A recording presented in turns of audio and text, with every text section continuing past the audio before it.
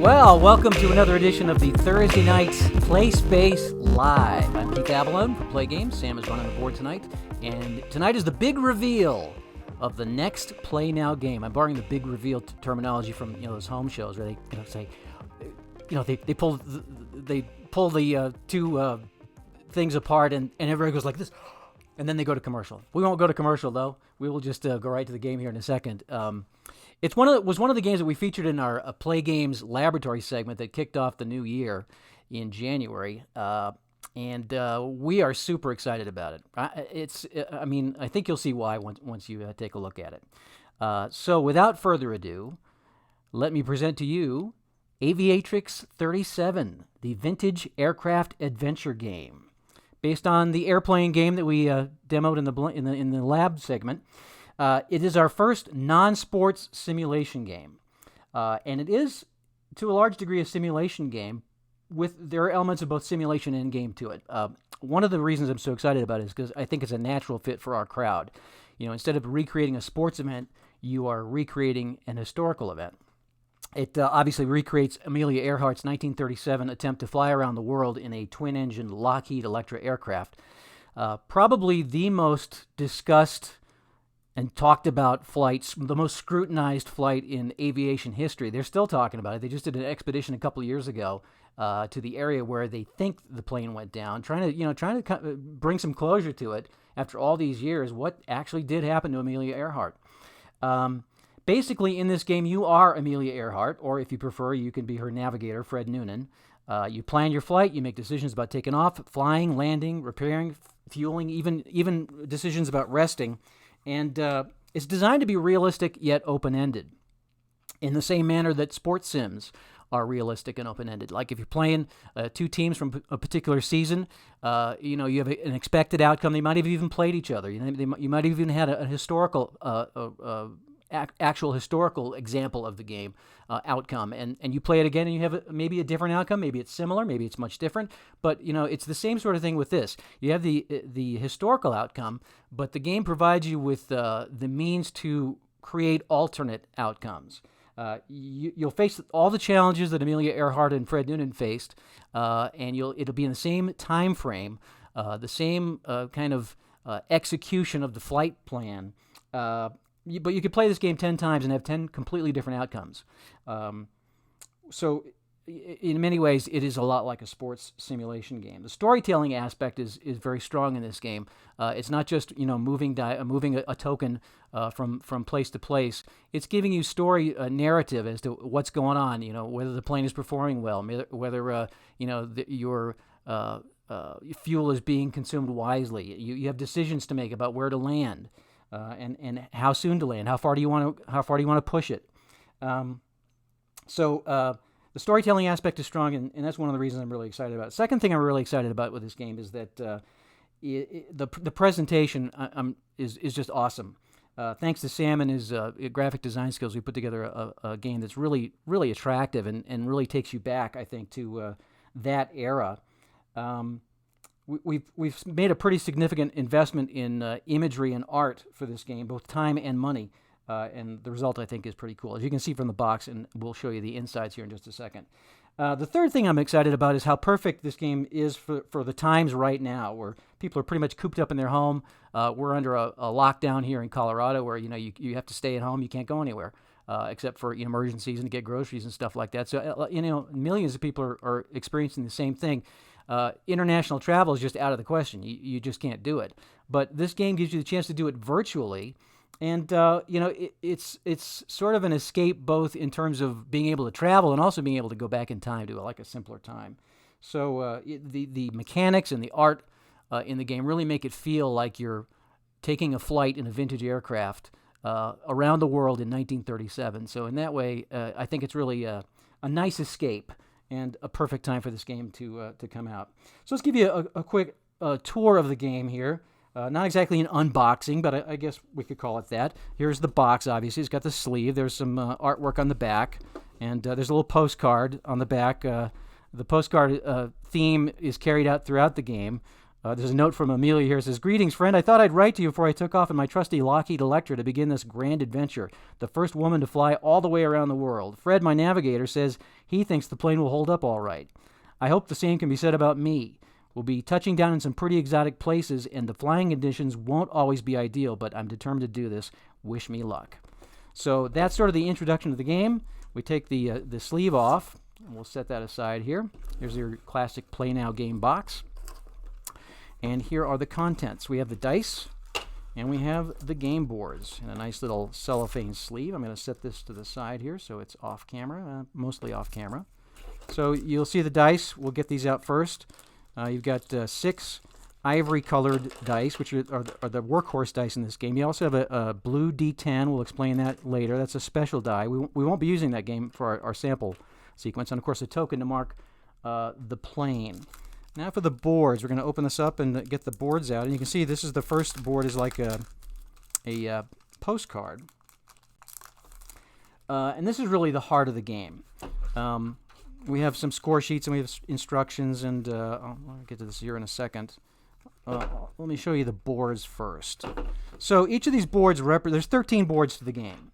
They represent the actual flight path that Amelia Earhart planned in 1937. You fly around the world from Oakland. You start in Oakland and you end in Oakland.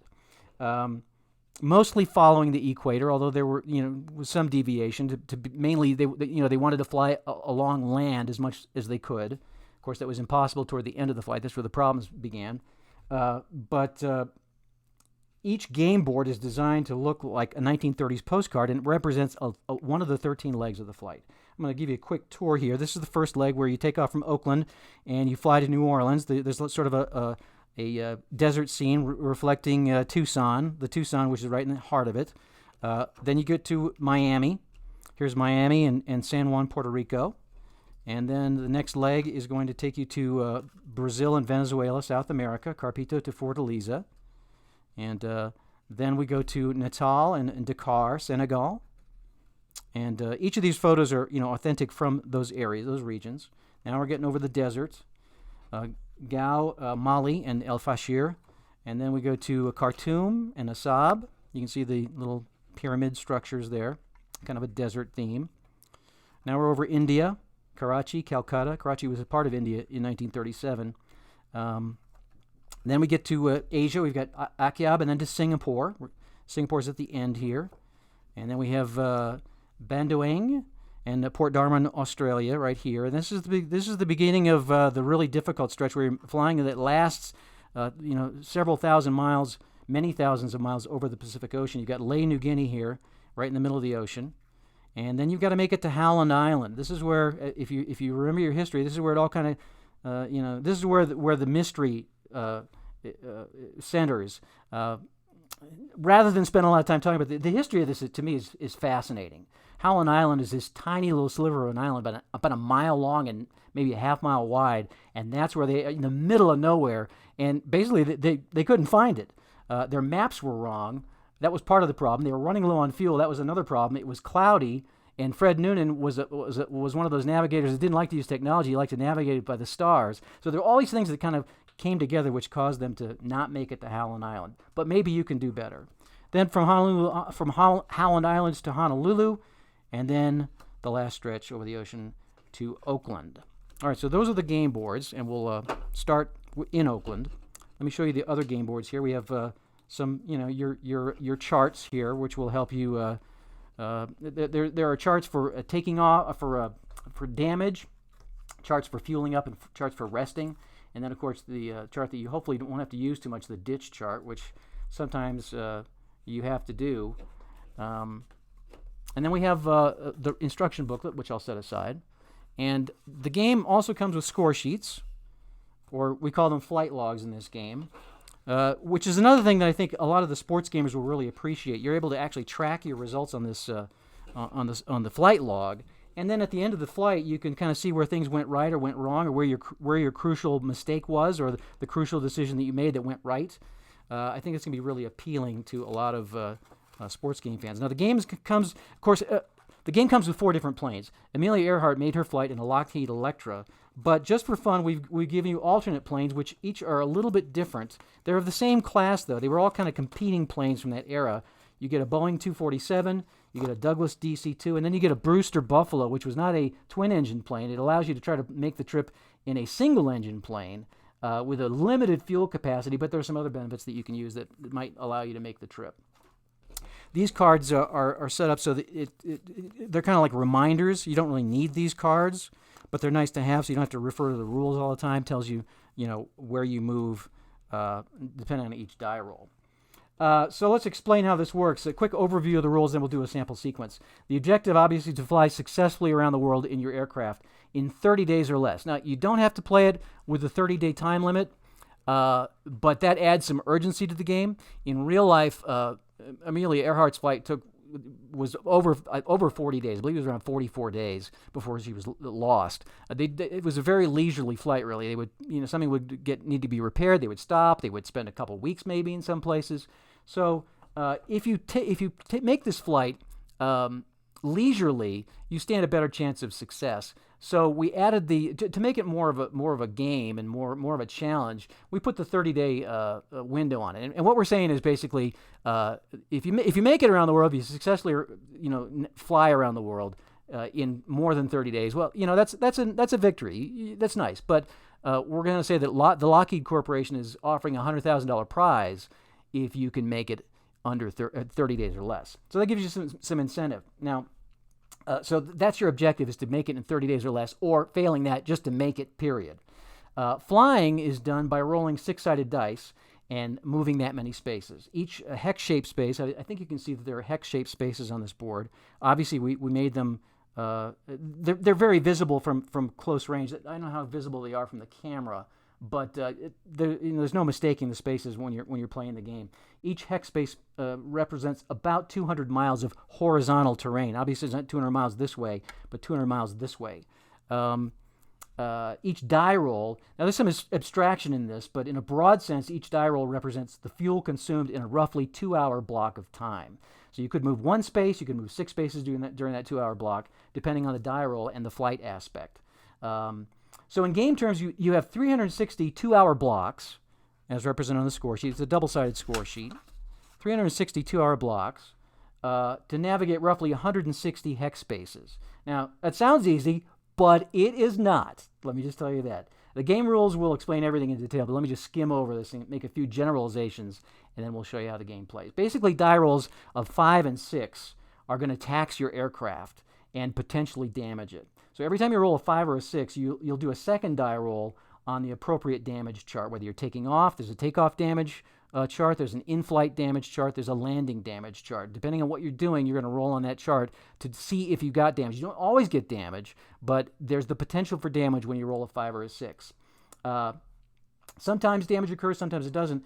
If it does, though, it makes your aircraft more difficult to maneuver, as you would expect in real life. Now, on takeoff and in flight, you can choose to play safe with those 5 and 6 rolls and change them to 2s with no damage. So you can elect to not tax your aircraft when you're taking off or flying and just take the 2 and move 2 spaces. If you take the 5 or the 6, though, you're going to damage your aircraft, or you're going to potentially damage your aircraft. You're going to move 5 or 6 spaces, but you are going to potentially damage your aircraft. Much of your decision-making in the game is going to be about avoiding or accepting or working around the damage of the plane, working with your aircraft to have the most expedient result to get from point A to point B. Repairing damage is important, obviously, but it's also important to note that the more remote the airport, the longer it's going to take for repairs to be made. So deciding where to repair your plane is important. Especially, when you're taking off from Oakland, most of the U.S. airports are all going to have access to, parts and labor. You're going to be able to fix your plane pretty quickly. But once you start flying over South America and you get over, Africa and Asia, some of those towns are pretty small where you're going to be landing, and, you might be waiting weeks for that part to arrive. So sometimes it does make sense to choose to fly with a slightly damaged plane as opposed to repairing it in a remote place. Those are some of the decisions you have to make. Other decisions involve when to rest. There's a fatigue factor built into the game. So, you do have to sleep. whether to take on extra fuel. Obviously, it's a no-brainer later in the trip. Those stretches over the Pacific, you have to take extra fuel, which mirrors what Amelia Earhart did as well. You also have to choose whether to carry survival gear, which comes into play in the campaign mode. Basically, in this game, you get a benefit for every trip that you survive. So if you don't make it around the world, or if your plane is beyond repair and you're in Karachi, you will still get an experience benefit from this. And the next time you play a game, you'll get to use that D10 to swap out for a D6 once per trip that you've failed. Once per trip. So the catch is, if you don't survive the trip, you lose all your experience. So you can make this trip 2, 3, 4 times and maybe only get as far as Asia or Singapore or something like that. But on the fifth trip, you'll have 4 D10 rolls that you can swap out at your leisure on your fifth trip. So the choice whether you want to take survival gear or not is left up to you. In real life, that's what really did Amelia Earhart and Fred Noonan in. They did not take survival gear. They did not put a life raft on their craft for that last stretch because they wanted to save fuel, and that's the same choice you'll have to make. You can conserve fuel or get better fuel economy by keeping it light, or at the risk of your life. So it's kind of up to you what you want to do with that. So that is how the game is played. Let's go ahead and start it out here and show you how it works. All right, let me get where's my pencil? Here's my pencil. All right, so the scoring, you don't have to keep score for this game. You don't have to keep a flight log if you don't want to. It's not required. But I think it's interesting and appealing, so I'm going to do it, and it's explained how to do it in the rules. You start by marking the city that you're going to take off from, which obviously always starts with Oakland. So I'm putting a little flag here. I'm marking Oakland. So we're going to take off. We got 0 damage. We're taking off, and I'm going to roll the D6. And now there are 6 dice here. The fuel capacity for the Lockheed Electra is 5 dice. So I'm going to set this 6 dice. This 6 dice is for when you take extra fuel, if you choose to. I'm obviously not going to do that here. We're going to take off from Oakland. And we roll a 5. All right, that is our first option. We could move 5 spaces and take a damage, or we can move 2, and obviously we're going to move 2 and conserve our airplane. That's the first one. We're going to fly again. We're going to try to get to Tucson here, and there's another 5. So we'll take another 2. We're just going to move. We're going to just play it safe here. And there's a 6. We're tempted to tax our plane 2 spaces. I'm going to go here, and I've got 1 fuel die left. You have to save a die to land with. So at this point, we're starting to run low on fuel, and I need to get a 2 or better, and I do. So you don't have to. You can stop whatever number you roll. You can stop on any space. So I rolled a 3. All I needed was 2. I'm over the Tucson airport. Now I'm going to try to land. Mark my 3 here, and here's my landing roll, and I roll a 3, which is a routine landing. I'm going to put 3 here and an L. So now it's time to refuel.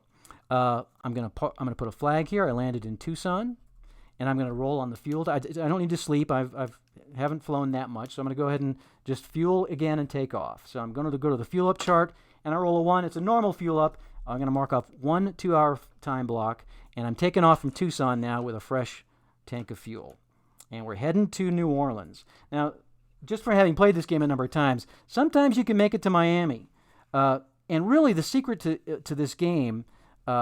In beating the 30-day window is to try at some point to sneak an extra long flight in there and avoid a landing. Every time you land, you bring about the possibility for, trouble.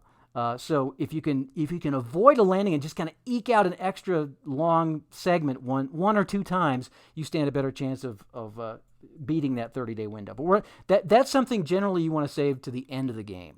Early on, you just kind of want to find your groove and get your trip going. So we're going to take off again, and we get a 5. So we will we'll take a 2. Now these little flow spaces here, if you choose to land on one of those, or if you do land on one of those, you get your dice back. It's considered to be like the airflow, the airstream. So when you land on one of those, you get to roll that die again, and that can play a very large factor in whether you're going to try to get an extra segment out or get a little extra distance.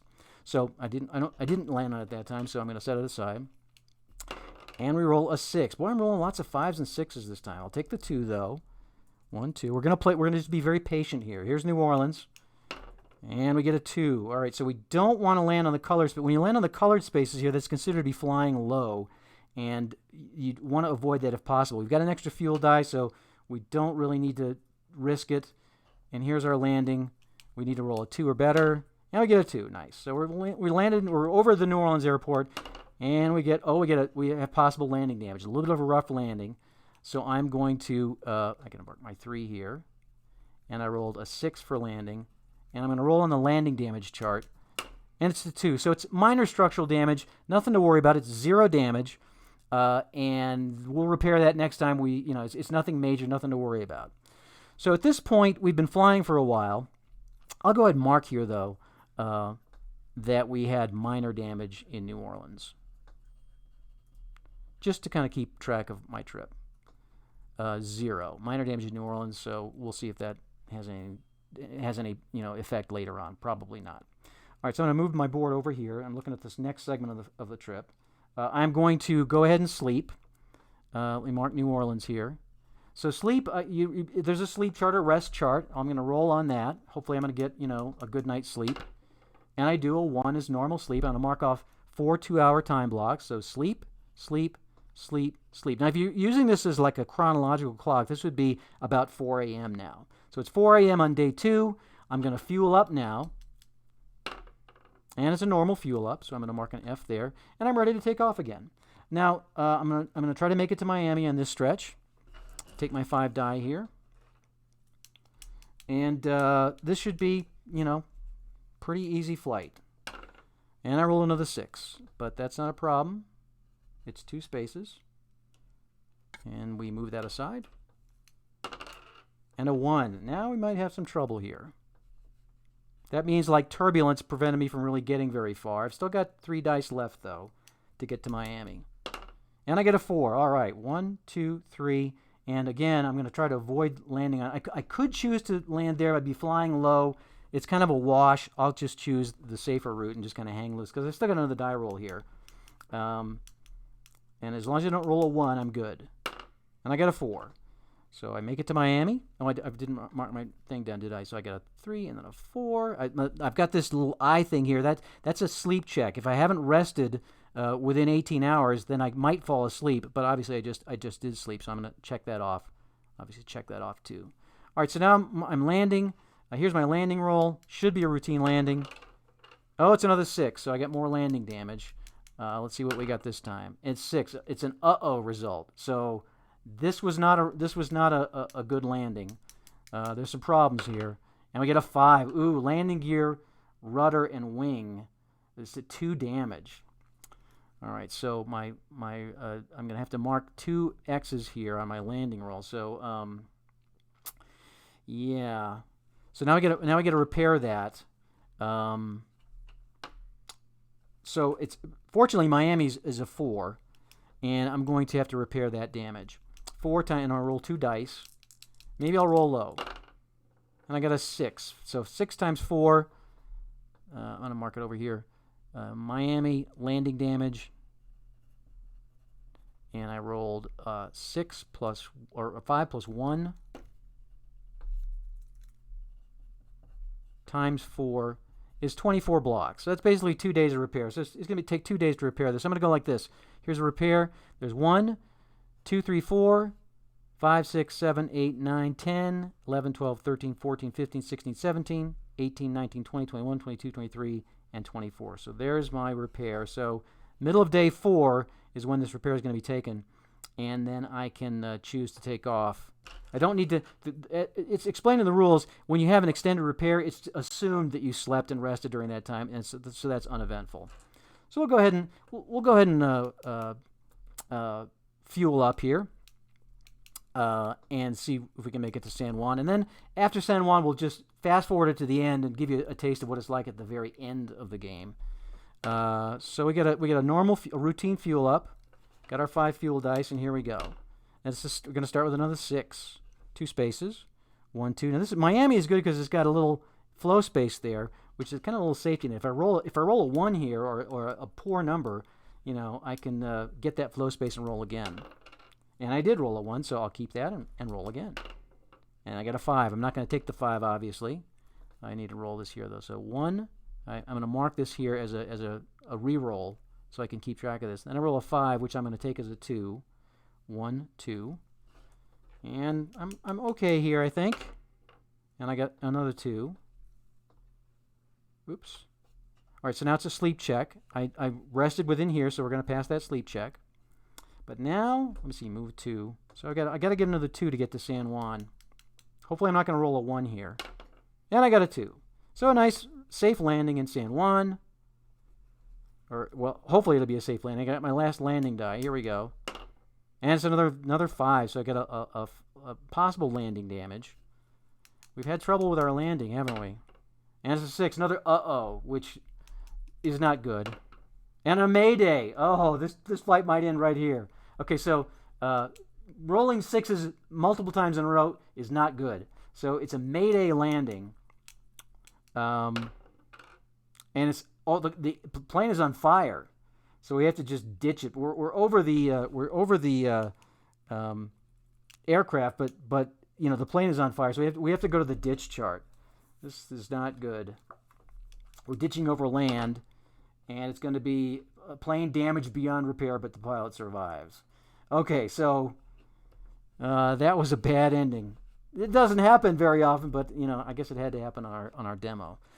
So I would have survived. I would get the experience die, and I would try this game again. Just to see how the ending works. I don't want to give away too much on the last part of it, but just so you see, when you get to Lae, New Guinea, you got a lot of ocean that you're looking at. You got to get all the way from here to there on your with your fuel dice. So obviously you need to get 6 fuel die. Will be mandatory here. There are some special rules for taking on extra fuel. Basically, when you take off, if you roll a 5 or a 6 on takeoff, you have to take the damage. You also get the 5 or 6 spaces, which you probably want to do. So I'll conclude the stream by showing you how this works. We'll see if we can make it to Howland Island. We'll assume we have no damage. I'm going to put my score sheet away. We'll just roll the dice. Got 6 dice. Let's see if we can make it. No experience, though. All right, so we're going to take off, and we get a 6. So we're going to have to take some damage. 1, 2, 3, 4, 5, but we get the flow space. We're going to go all the way up to the flow space here. We do have 1 damage now, so we're going to switch our planes here to the Lockheed Electra with 1 damage, just in case I forget what to do, or in case you've got the game and you don't know what to do. We're going to use the 1 damage card. All right, so we'll get to roll this again, and we roll a 4. That's good. 1, 2, 3, 4. Whoop! My glasses just fell off, and I just dropped my die. Ugh. It wouldn't be a play broadcast if I didn't, drop the dice somewhere. I think it's on the floor. Hang on. Oh, there it is. I see it. You got it? You try your hardest not to have that happen, but it just does. Okay.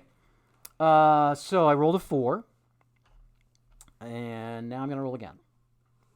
I roll a 5, I roll a 6, and then I roll a 4, and we still have all these dice left. And there's Howland Island. A 2. 1, 2. I got a flow space right there. I'm going to use it. Ooh, see with a 4. Okay, so this is a kind of a more difficult choice than you might think. Do you take the 4, or do you take the 2 and roll again? I think I'm going to take the 4. 1, 2, 3, 4.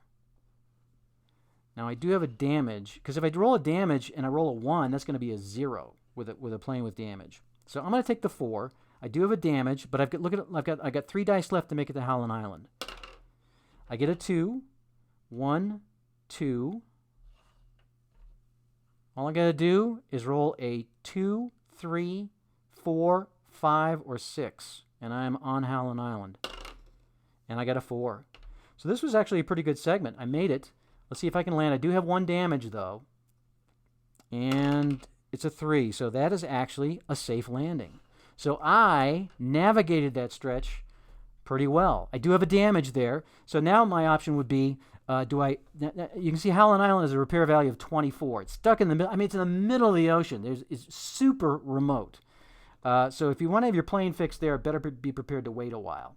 I think that I would, if I were to continue this flight, I would try to make it to Honolulu with a damaged plane, because their repair value at Honolulu is 4. And, I could take on extra fuel, pretty confident about it, but that would be the risk that I would take. Or, if I wasn't playing with any kind of time restraints, heck, I'll wait a month. I'll fix my plane, and then I probably will make it to Honolulu pretty easily. Okay, so that is Aviatrix 37. As we mentioned before, because of the COVID-19 situation, we are going to offer the digital version of the game as a free download for the first 30 days. So if you're cooped up at home and you want something to do, I think this will be a pleasant distraction, kind of take your mind off all the crazy stuff that's going on. It'll take you to another part of the world, and it'll take you back in time. The printed version of the game is also available for $29, which I think is a bargain. We hope that if you like the game and you want to support us, that you'll consider purchasing the printed version. Or one of the other Play Now games that are currently available, Twisted Fate or Fury Football.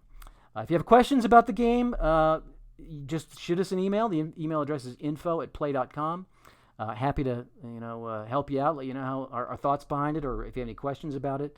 And hope you enjoyed it. I'm ready to play again. I'd like to see if I can make it from Howland Island to Honolulu in a damaged plane. It's always a challenge. My philosophy has always been, if I think a game is fun, other people will too. So I'm really excited about this game, and I hope you are too. I hope you'll join us next Tuesday evening for our special edition of the Play Space Live as we continue our Fury football series, Big Fury 6, a finale matchup. The final game of Week 3 will feature the Minnesota Chill, undefeated and alone at the top of the Big Fury 6 standings, facing the team that's at the other end of the standings, the Gulf Coast Splash. They're 0-2, and their coach, Drown Schuler, has been issued an edict, win or else. Well, no, actually, not win or else. It's like, don't get blown out. He's been blown out. The Splash have been blown out their first 2 games. And the word is, if they fall behind by more than 20 points against the Chill, he's going to get canned mid-game and replaced. So be sure to be here Tuesday night for Big Fury 6 Fury football action here on the Play Space. Till then, stay safe, be well, thanks for watching, and have a good night.